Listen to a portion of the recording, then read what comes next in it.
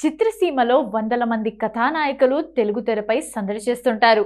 అందులో స్థిరమైన స్థానం సంపాదించుకొని స్టార్లుగా మెరిసే ముద్దుగుమ్మలు కొద్దిమందే. అందులోనూ నాయిక ప్రాధాన్యంతో కూడిన కథలకి కేర్ ఆఫ్ గా నిలుస్తూ నటన పరంగాను శభాష్ అనిపించుకునే వాళ్ళు ఇంకా అతి కొద్ది మందే ఉంటారు. కమర్షియల్ కథానాయికగానే కాకుండా నటిగాను గుర్తింపు తెచ్చుకున్న తక్కువ మంది కథానాయికల్లో చార్మి ఒకరు. మంత్ర అనుకోకుండా ఒకరోజు, మనోరమ, మంగళ, సయ్యాట, కావ్యాస్ డైరీ, మంత్ర 2, నగరం నిద్రపోతున్న వేళ, ప్రతిఘటన, జ్యోతిలక్ష్మి ఇలా నాయిక ప్రాధాన్యం ఉన్న చిత్రాలు ఆమె కెరీర్లో చాలానే ఉన్నాయి. కమర్షియల్ చిత్రాల్లోనూ ఆమె బలమైన పాత్రలే చేసింది. కథానాయికగానే కాకుండా నిర్మాతగాను తనదైన ముద్ర వేసింది.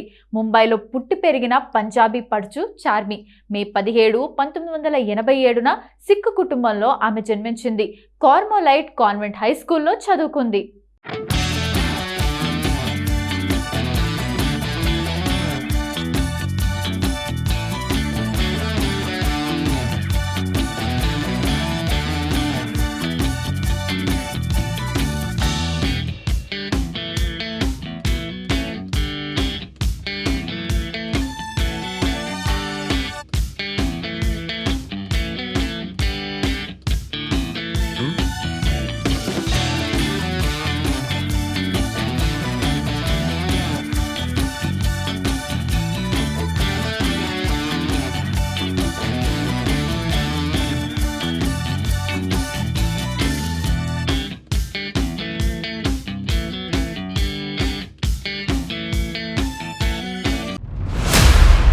పాఠశాల విద్య చదువుతున్న సమయంలోనే సినిమా అవకాశాలు అందుకుంది చార్మి.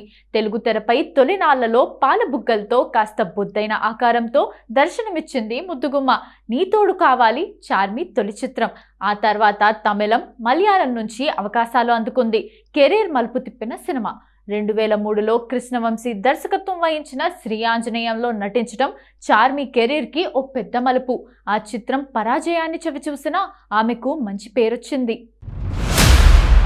ఆ తర్వాత గౌరీ, చంటి, మాస్, చక్రం, అనుకోకుండా ఒకరోజు, పొలిటికల్ రౌడీ, అల్లరి పిడుగు, చుక్కల్లో చంద్రుడు, లక్ష్మి, స్టైల్, పౌర్ణమి, చిన్నోడు, రాఖీ, లవకుశ, మంత్ర, సుందరాకాండ, భలే దొంగలు, మైకేల్ మదన కామరాజు ఇలా జయాపజయాలతో సంబంధం లేకుండా వరుసగా సినిమాలు చేసింది.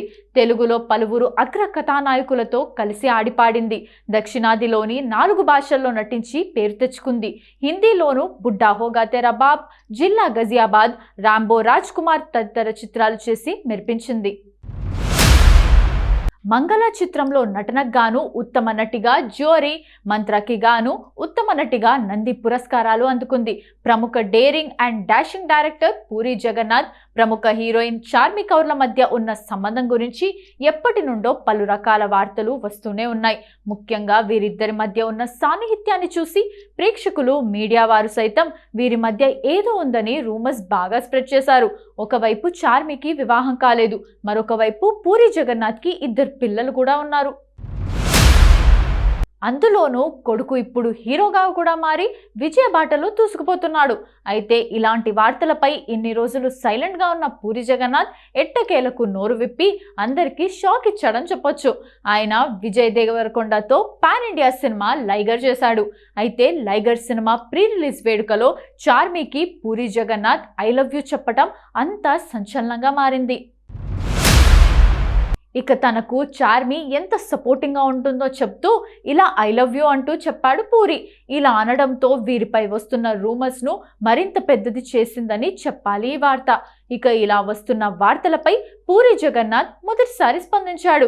ఇక ఇన్ని సంవత్సరాల నుండి ఈ రూమర్స్ పై స్పందించని వారు సడన్ గా స్పందించడం కూడా అందరికీ ఆశ్చర్యంగానే అనిపిస్తుంది అనుకుంటున్నారు ప్రేక్షకులు. పూరి మాట్లాడుతూ తను ఒక 50 ఏళ్ల మహిళ అయితే ప్రేక్షకులు ఈ విషయాల గురించి పట్టించుకోరు, వేరే వారితో పెళ్లి జరుగుంటా కూడా పట్టించుకోరు. చార్మి ఇంకా యంగ్గా ఉండడం వల్ల ప్రేక్షకులు అనుకుంటున్నారు ఒకవేళ ఎఫ్ఐఆర్ ఉన్నా కూడా ఎన్ని రోజులు ఉంటుంది.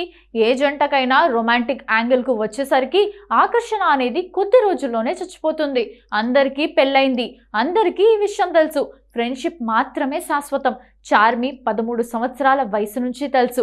దాదాపు 2 దశాబ్దాలుగా తనతో నేను కలిసి పనిచేస్తున్నాను. ఆమె నాకు మంచి స్నేహితురాలు. ఎటువంటి తప్పుడు సంబంధం లేదు అంటూ రూమర్స్కి చెక్ పెట్టారు పూరి జగన్నాథ్.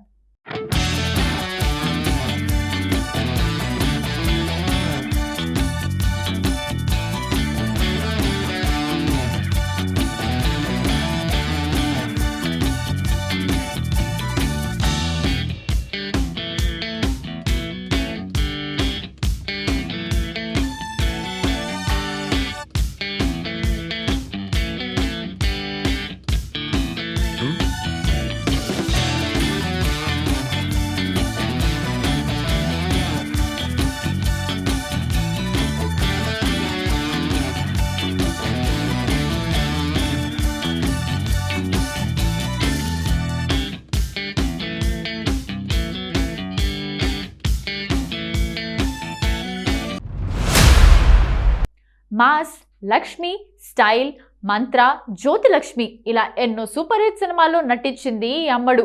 తన నటనతో పాటు గ్లామర్ పరంగాను మంచి మార్కులు కొట్టేసింది ఈ బ్యూటీ. హీరోయిన్గా పీక్స్లో ఉండగానే చార్మి నటనకు గుడ్ బై చెప్పేసింది. నిర్మాతగా మారి ఇప్పుడు సినిమాలు చేస్తోంది ఈ పంజాబీ భామ. డైనమిక్ డైరెక్టర్ పూరి జగన్నాథ్తో ప్రొడ్యూసర్గా చార్మి పార్ట్నర్షిప్ మొదలుపెట్టింది. పూరి జగన్నాథ్తో కలిసి చార్మి 8 చిత్రాలు నిర్మించింది. వాటిలో జ్యోతిలక్ష్మి, ఇస్మార్ట్ శంకర్ సినిమాలు మాత్రమే హిట్ అయ్యాయి. ఇదిలా ఉంటే ఓ ఇంటర్వ్యూలో కృష్ణవంశీ చార్మి గురించి ఆసక్తికర విషయాలు పంచుకున్నారు. చార్మి చాలా డెడికేషన్తో వర్క్ చేస్తుంది. చార్మి అద్భుతమైన నటి, అందులో తిరుగులేదు. కానీ ఆమె ఎందుకు అంతగా సక్సెస్ కాలేదు అనేది అర్థం కావటం లేదు. అది పూర్తిగా బ్యాడ్ లక్ అని చెప్పాలి. ఆమె డెడికేషన్ లెవెల్ సూపర్గా ఉంటాయి. సినిమా కోసం ఎంత కష్టమైనా చేస్తుంది. దెబ్బలు తగిలి రక్తం వస్తున్నప్పటికీ పట్టించుకోకుండా నటిస్తూనే ఉంటుంది. శ్రీ ఆంజనేయం, చక్రం లాంటి చిత్రాల్లో కొన్నిసార్లు అలా జరిగింది అని కృష్ణవంశీ చెప్పుకొచ్చారు.